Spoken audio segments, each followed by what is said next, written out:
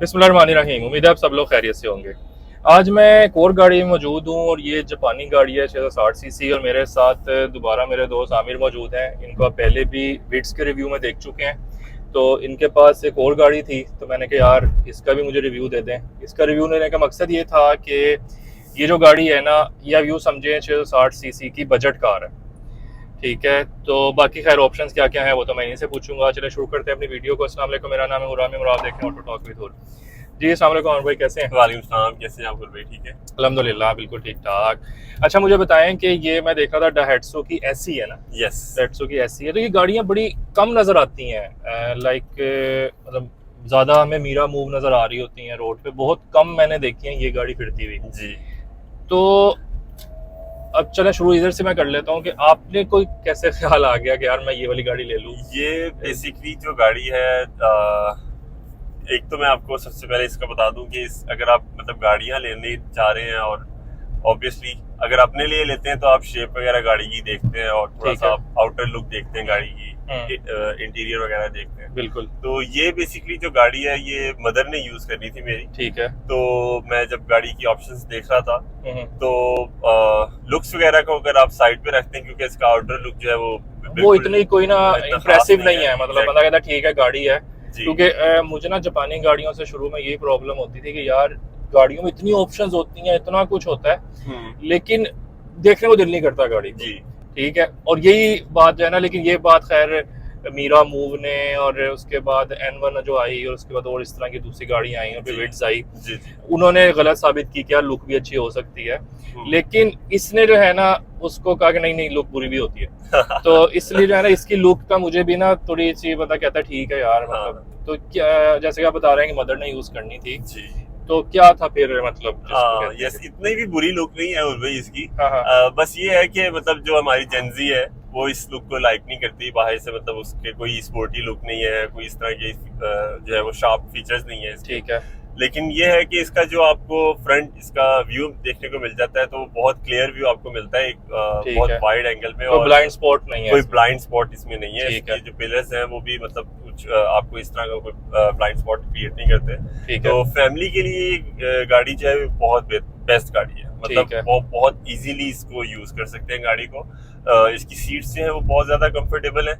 इसकी कुशनिंग जो है वो सीट में वो मतलब एज कम्पेयर टू अदर मतलब कार्स अगर आप देखें तो ज्यादा कंफर्टेबल है इस गाड़ी की सीट्स। ठीक है। और इसकी जो फ्यूल एवरेज है वो आपको बहुत अच्छी मिल जाती है, मतलब 650 सीसी इंजन में आपको इसकी 16-17 फ्यूल एवरेज मिल जाती है बहुत इजीली। मेरे ख्याल से लोगों के ना शिफ्ट करने का पर्पस भी यही होता है कि एक तो छोटी गाड़ी हो, दूसरे जो है ना एवरेज अच्छी मिल जाए। जी, तो विद इन सिटी आपको 16-17 बहुत इजीली दे देती है। ठीक है। और इसकी जो है वो पावर भी बहुत अच्छी है, पिक में बहुत अच्छी है ये गाड़ी।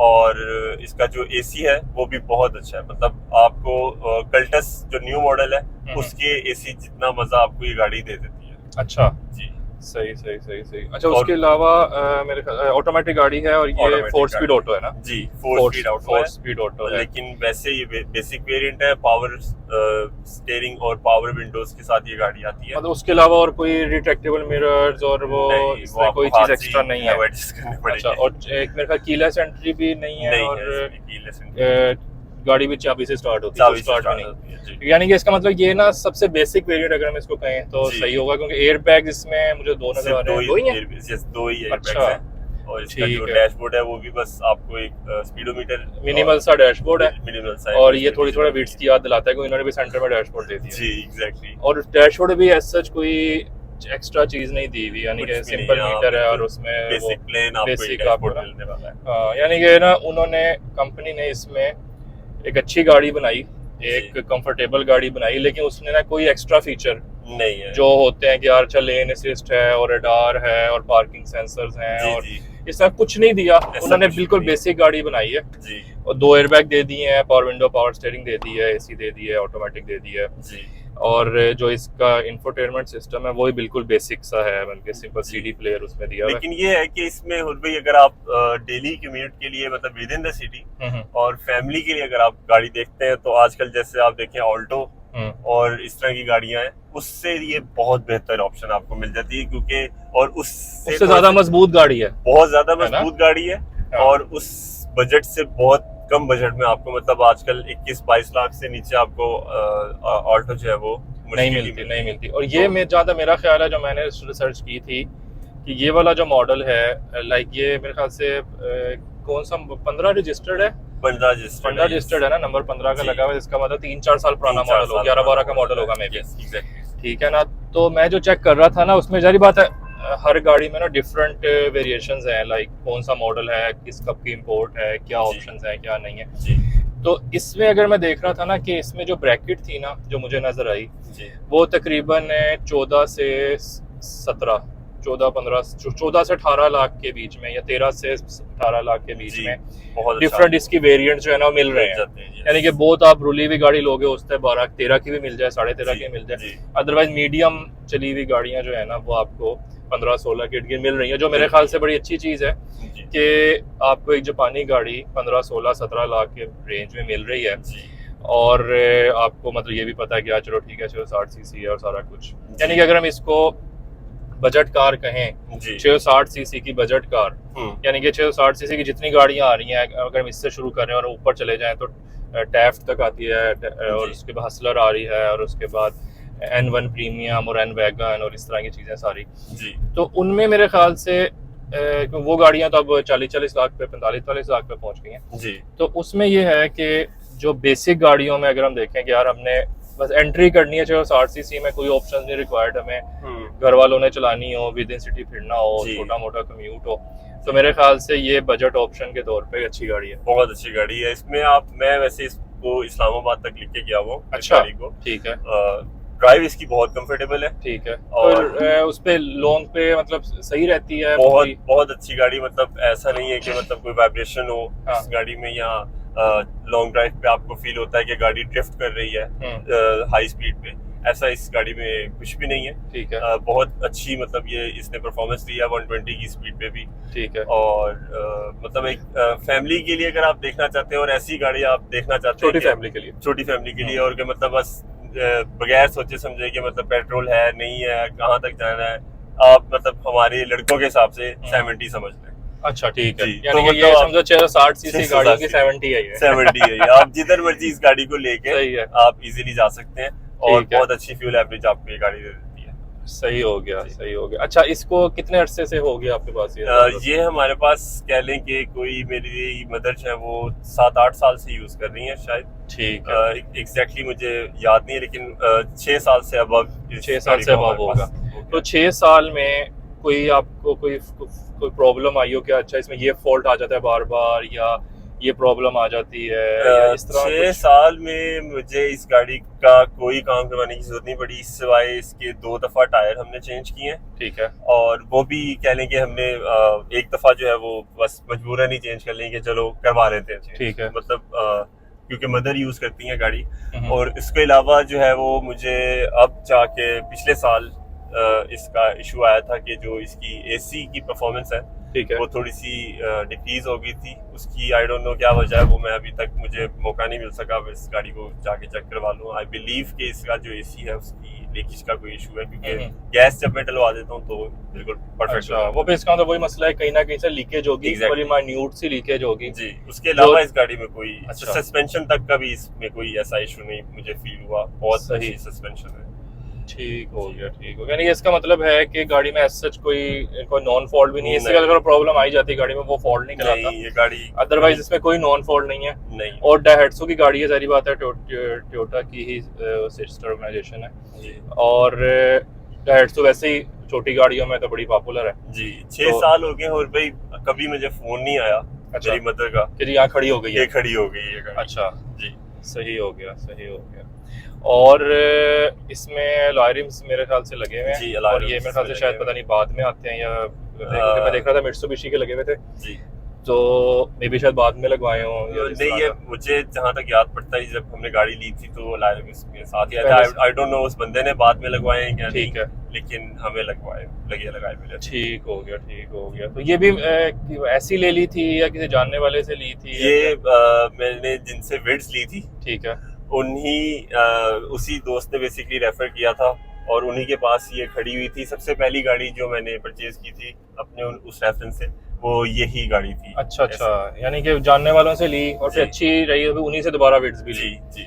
All right. इसका मतलब वही बात है कि जैसा हमेशा कहता होता हूँ कि जापानी गाड़ी कोई सी भी हो, अच्छे रेफरेंस से लेंगे तो 5-5 साल चलेगी, काम नहीं निकालेगी। अदरवाइज गाड़ी ऐसे ही कोई अननोन बंदे से ले लेंगे, सही से चेक नहीं करके लेंगे, तो वो फिर ना बंदा कहता है यार ये क्या है। क्योंकि मुझे याद है मेरा एक दोस्त था, उसके पास थी विड्स, इससे नेक्स्ट जनरेशन जो थी ना, जो आपके पास जो सेकंड जनरेशन, उससे नेक्स्ट जनरेशन थी जी। और वो कहता था यार ये हर वक्त काम ही निकालती रहती है, कभी कोई मसला कभी कोई मसला, हर वक्त वर्कशॉप ही रहती है गाड़ी। मतलब वो इतना तंग था उस गाड़ी से, और वो उसे तंग आके गाड़ी बेच दी। सही, ठीक है। लेकिन वही बात है कि डिपेंड्स ऑन कि गाड़ी जिससे आपने लिया उसने किस तरह की रखी हुई है, किस तरह लेके चला हुआ है उस गाड़ी को।